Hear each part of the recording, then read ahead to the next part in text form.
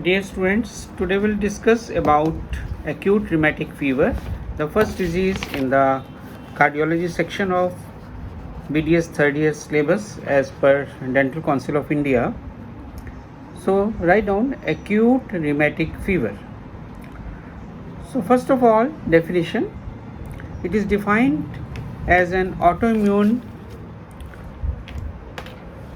disease which is multisystemic in nature, distribution,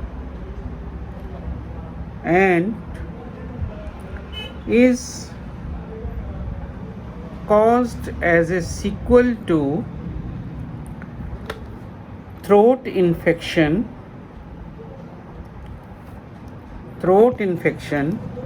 by group A beta hemolyticus streptococcus bacteria.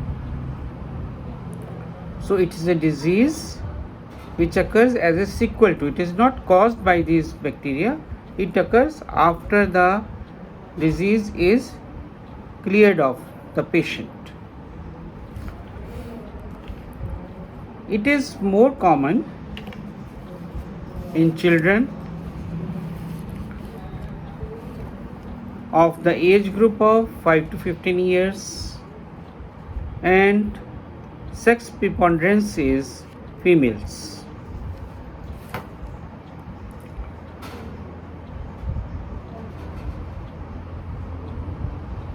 It has been recently seen in some of the adult patients in developed countries.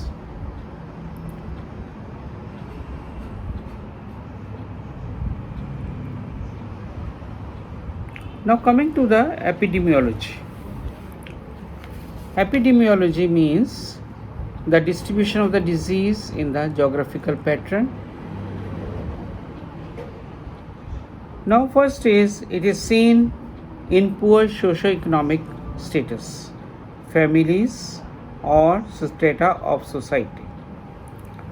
Number two, it is seen in overcrowded houses with substandard living status or housing arrangements.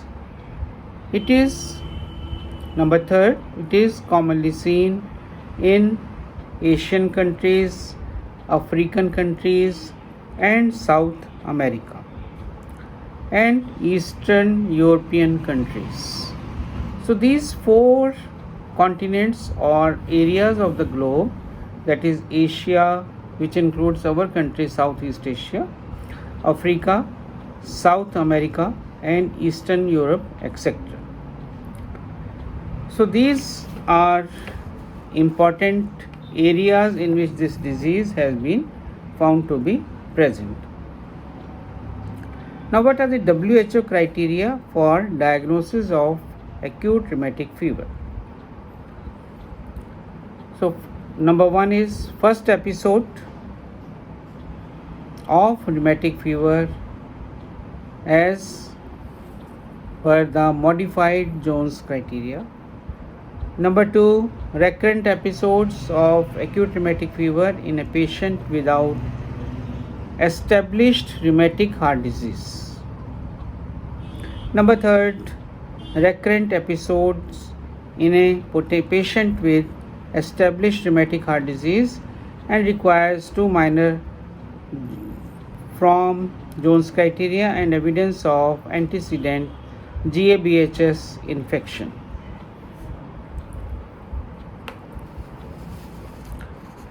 Now what is the pathogenesis? Pathogenesis or etiopathogenesis. It occurs in 13 to 150 cases per 1 lakh in India and occurs only after throat infection by group A beta hemolyticus streptococcus organism or bacteria, in short written as GABHS. And there is history of repeated throat infections by GABHS. However, it is not seen in patients who are infected with this bacteria, leading to skin infections or boils, etc. So it is seen in patients who are infected by this organism in the throat. Now, first, pathogenesis. This was etiology. Pathogenesis is number one, hypothesis of antigenic mimicry. What is this antigenic mimicry? There occurs development of antibodies against M protein which is present in the strain specific antigen of bacteria, and this antigen may mimic the tissues of heart valve, myocardium and joint tissues and skin, brain tissue, etc. 5 tissues, that is heart valves, myocardium, then brain, then skin and joints. Now these antigens which are released by the or antibodies which are released by the bacterial infection, they behave as antibodies against the antigens like thing of joint tissue, myocardium, endocardium, etc. This antigen antibody immune complex formation occurs, which leads to a specific lesion known as Ashkoff's nodule. Now this Ashkoff nodule occurs in the heart. The specific strains of Streptococci beta hemolyticus type A which cause this acute rheumatic fever are strain number 1, 3, 5, 6, 18, etc. and they are more notorious for the development of ARF, that is acute rheumatic fever. This has led to the concept of rheumatogenicy of the above strains. What are these strains? 1, 3, 5, 6 and 18. So these 5 strains are labeled as rheumatogenic strains. Second pathogenetic or pathogenesis feature is genetic susceptibility. So as I told you, the population living in Asian countries, African countries, South America, Eastern European countries have genetic susceptibility towards this formation of antigen antibody reaction in the body and leading to acute rheumatic fever. Number third, individual susceptibility due to abnormal immune response is also noticed in patients of acute rheumatic fever.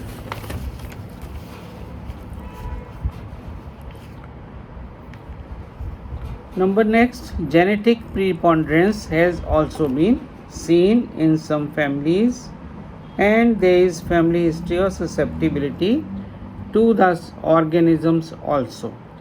So there are few factors which are responsible for the onset of acute rheumatic fever after throat infection by GABHS. All of them do not develop this thing, only genetically susceptible, family susceptibility, or with patients preponderance, they are more prone to acute rheumatic fever.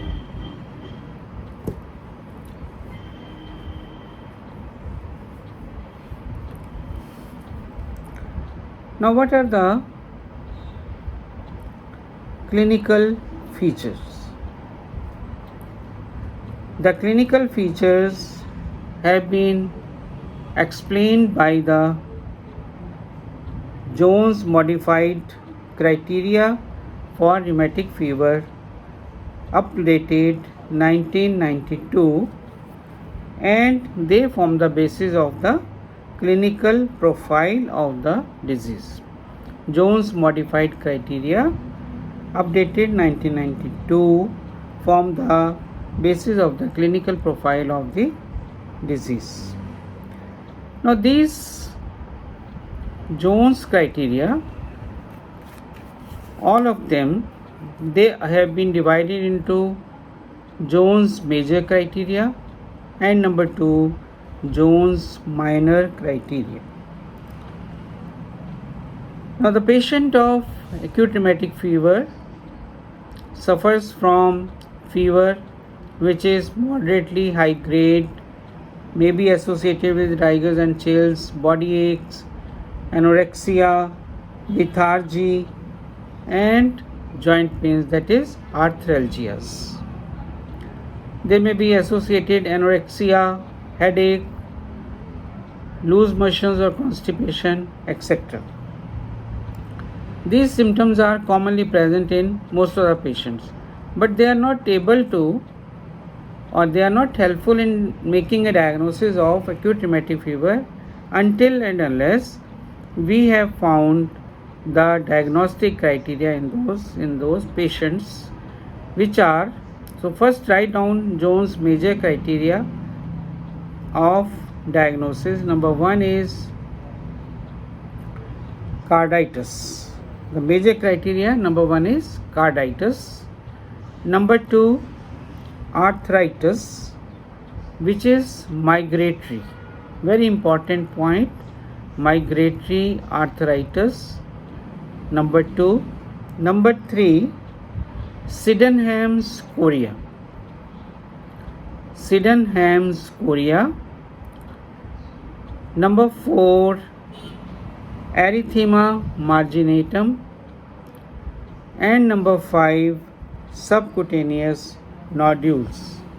So 5 criteria are carditis, arthritis, Sydenham chorea, then erythema marginatum, and last of all subcutaneous nodules. So these form major criteria of Jones.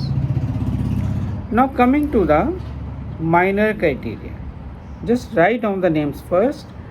Minor criteria, they are number 1, fever, number 2, arthralgias, number 3, history of sore throat, number 4, raised ESR or elevated ESR, elevated CRP, elevated ASO titer, and positive throat culture for gamma group A beta hemolyticus streptococcus. So these form the minor criteria. Write down along with this ECG also. So 5 major and few minor criteria.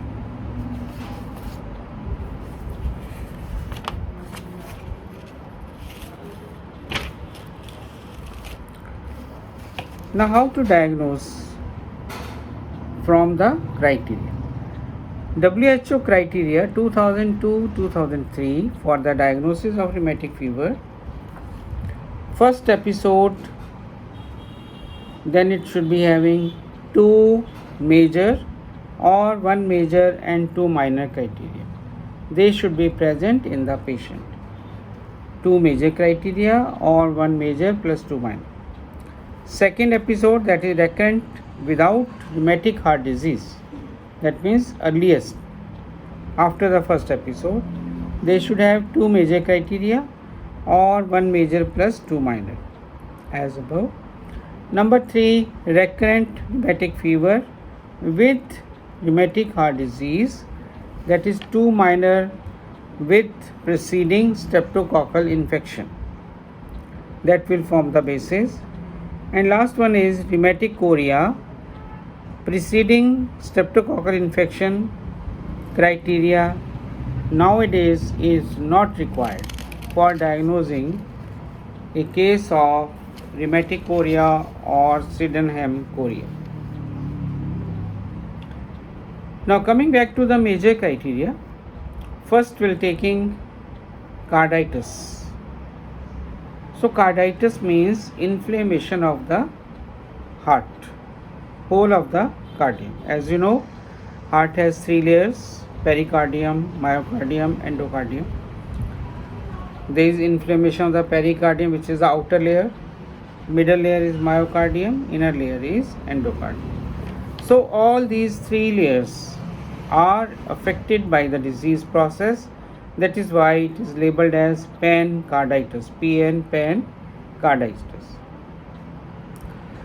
Now in the first taking pericardial layer, that will lead to pericarditis, that means inflammation of the pericardium, and will give an appearance of bread and butter on histological examination, which can be seen in a patient who has died of the acute rheumatic fever. It will produce pain anterior part of the chest, and on examination there will be pericardial rub which will be present. So this is first part in the pancarditis, that is pericarditis. Second layer is myocardium, that will produce myocarditis. Now in myocarditis there will be conduction disturbances that will be revealed in the form of heart blocks, conduction disturbances, arrhythmias, tachycardia, etc. There may be syncope, with which the patient may fall to the ground, and in the long run patient may present with cardiac failure. So these are features of myocarditis. Then endocardium, third layer, inner lining is endocardium. Now endocardium inflammation will lead to endocarditis. And endocarditis, the valves are present. In the mitral valve there are two cusps, tricuspid 3. The commonly affected valve is mitral valve. So it will lead to valvulitis. So in the early period there will be soft mid-diastolic murmur due to inflammation of the valve. It is known as Carey-Combs murmur, Carey, Carey-Combs murmur. Number 2, there may be mitral regurgitation because of the shrinking of the mitral valve. Then there may be combination of these two, that means mitral valve regurgitation or stenosis. Second important valve which can be affected is aortic valve. So that will produce aortic regurgitation. So these two valves are affected when the endocardium of the heart is affected. Then coming to the second part, second Jones major criteria, that is polyarthritis. Poly means multiple joints are affected. So knee joint, elbow joint, wrist joint, ankle joint, cervical, spine, then spine and TM joint. So these joints are not affected at the same time. They are affected one by one. So that is why it is called migratory arthritis. Migratory polyarthritis. Very important clinical feature of the rheumatic arthritis is migratory or flitting joint pains, moving joint pains. On one day you will find the patient will complain of pain in the knee joint. Second day he will say complain of pain in the shoulder joint, and the knee joint will be cleared. The joints are swollen due to effusion, they are tender, and the joint involvement means asymmetrical. That means if you have knee joint on the right side affected, left side will show ankle joint involvement or wrist joint involvement. So it is asymmetrical.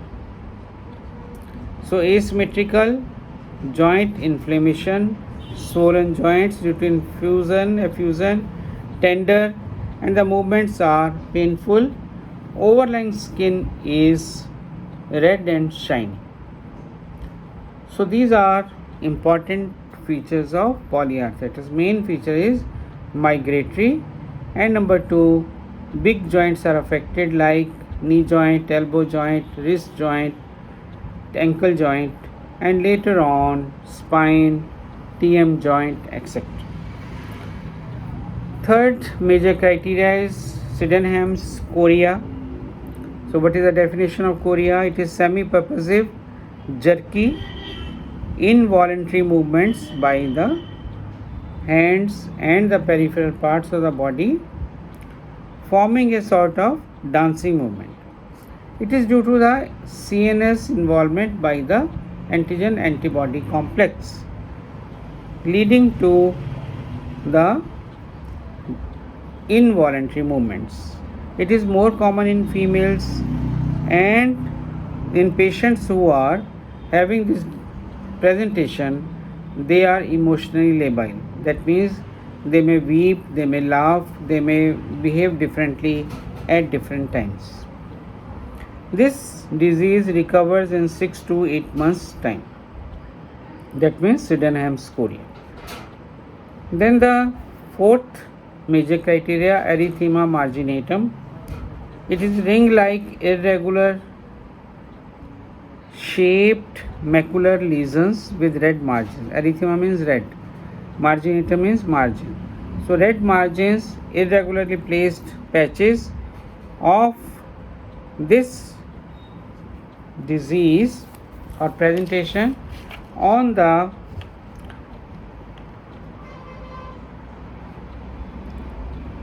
limbs, trunk and limbs. That means पेट पे और यहाँ पे.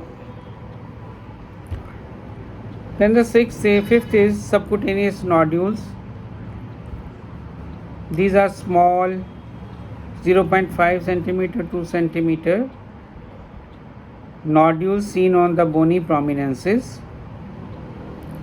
like elbow, knee, and especially on ankle extensor surface of forearm, and flexor surface of knee.